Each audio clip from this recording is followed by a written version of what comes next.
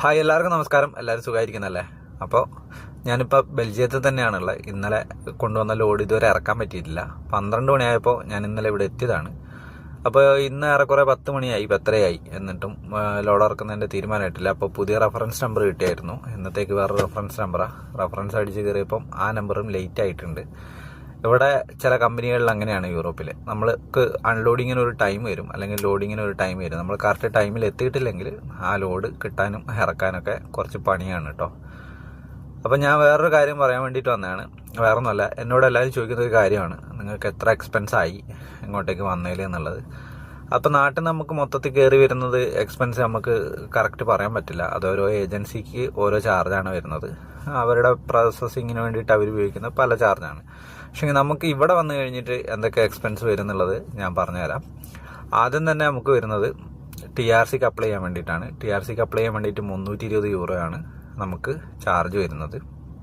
പിന്നെ ഡ്രൈവറായിട്ട് വരുന്നവർക്ക് കോഡ് 95 സർട്ടിഫിക്കറ്റിന് വേണ്ടിയിട്ട് ക്ലാസ് അറ്റൻഡ് ചെയ്യണം. ക്ലാസ് അറ്റൻഡ് ചെയ്യുന്നതും അതുപോലെ അവിടെ അടയ്ക്കേണ്ട ഫീസും എല്ലാം കൂടി നമുക്കൊരു 350-400 യൂറോൻ്റെ അടുത്ത് വരും.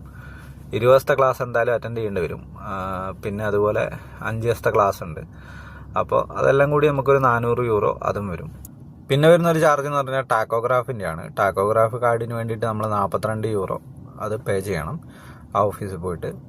പിന്നെ നമുക്ക് ഡ്രൈവേഴ്സിൻ്റെ ഡോക്യുമെൻസും കാര്യങ്ങളൊക്കെ ഏറെക്കുറെ ആയിട്ടുണ്ട്. പിന്നെ നമുക്ക് വരുന്ന എക്സ്പെൻസ് എന്താണെന്ന് വെച്ചിട്ടുണ്ടെങ്കിൽ നമ്മളെ റൂമിൻ്റെ റെൻ്റാണ്. റൂമിന് നമുക്ക് എത്ര ദിവസം നിൽക്കുന്നു എന്നുള്ളതിനനുസരിച്ചായിരിക്കും.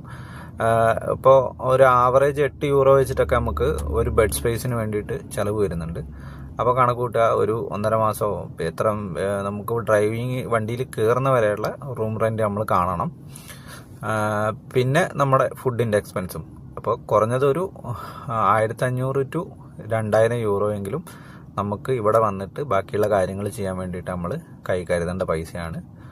അപ്പോൾ അത്രയൊക്കെ തന്നെ. ഇനി എന്തെങ്കിലും ഡൗട്ട് ഉണ്ടെങ്കിൽ ചോദിച്ചാൽ മതി, ഞാൻ വിശദമായിട്ട് വീണ്ടും പറഞ്ഞു തരുന്നതായിരിക്കും. അപ്പോൾ അടുത്തൊരു വീഡിയോ കാണുന്നവരെല്ലാവർക്കും എന്നത്തെയും പോലെ ഇന്നത്തെ ഒരു ദിവസം അടിപൊളിയായിരിക്കട്ടെ.